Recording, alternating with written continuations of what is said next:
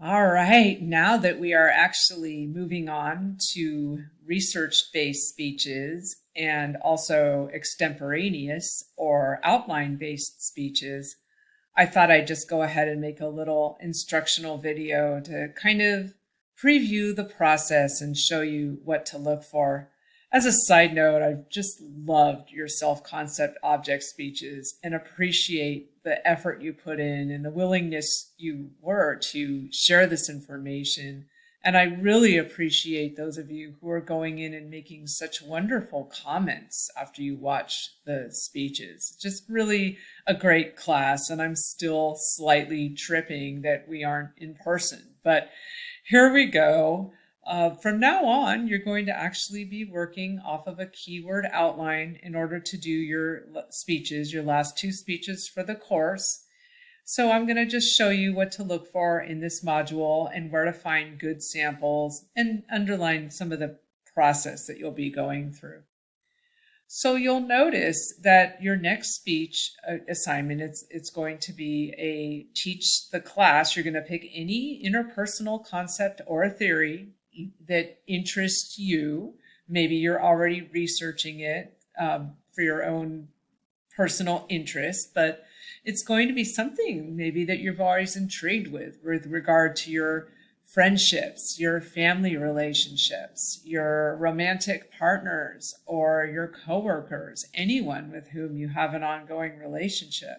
You're going to pick a theory or concept and teach that concept to the class using some research. So the first thing I'll click on here is just the sample outline. And I actually do a little instructional video here to help you along. And then I have not one, but actually two student sample outlines. So there's a couple little instructional videos here that just show you how to go about designing a nice keyword outline to help you along, to help you with structure. And it should help you very much. Now, all of you will be working using that same outline to actually perform your speech later on. And I'm hoping that you'll find the outline format to be useful for you for other classes and other presentations in the future. But it begins with having that keyword outline. And you'll turn that in a week or two before you actually present the speech, so you'll get some feedback on it before actually doing the speech.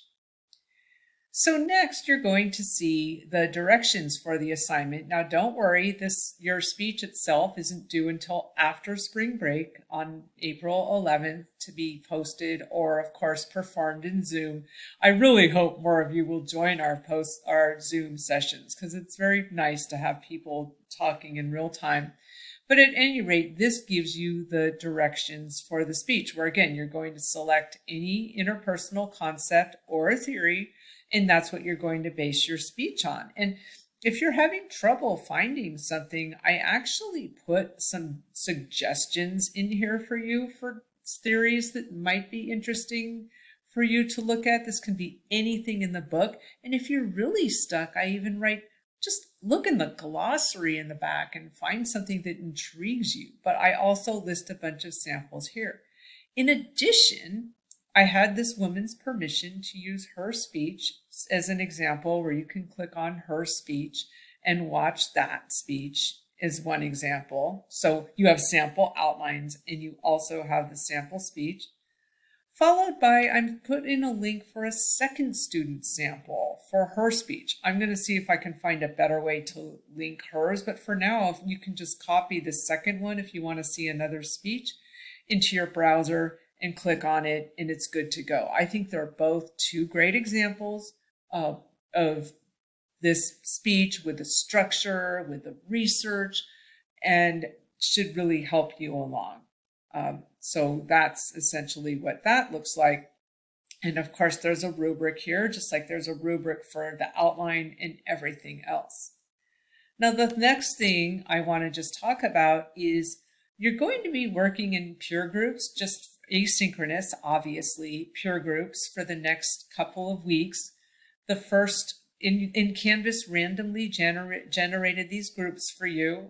So I had nothing, I just kind of put them generally for you together. And what this is going to be is a place for you to just exchange ideas. This week, after looking at the sample speeches, looking at the suggestions I give, looking for a topic, you're going to start throwing out ideas with your peers about different topics that intrigue you. So I even give you an example here. It's like, I'm interested in the compromising conflict management strategy, or I'm interested in social exchange theory. And so this is just going to give you a time to work with like 5 or 6 other students, just giving each other candid feedback, making sure you each have different topics. And it's just kind of a nice way to earn easy participation points, but also get some interaction. If you've never been in a peer group before, all you have to do is just respond to it just like a normal discussion, except this time your reply is only going to your designated peer group. So there's, again, 5 or 6 people in each one of these groups. It has directions on, hey, just throwing out a couple topics, and that'll get you going for this particular speech. And it's nice to have some student to student contact that doesn't involve me, but at the same time, I'll go back in and make comments just personally to you with regards to your topic choice, and always happy to help you from there. Okay, so that's essentially what this next thing is going to be. Check out the sample outlines, of course, the instructional content where we go over all this, and the sample speeches, and just start thinking of a theory that will just really interest you, help you in your own life in some way, and they'll get the ball rolling from there. All right, have a good day.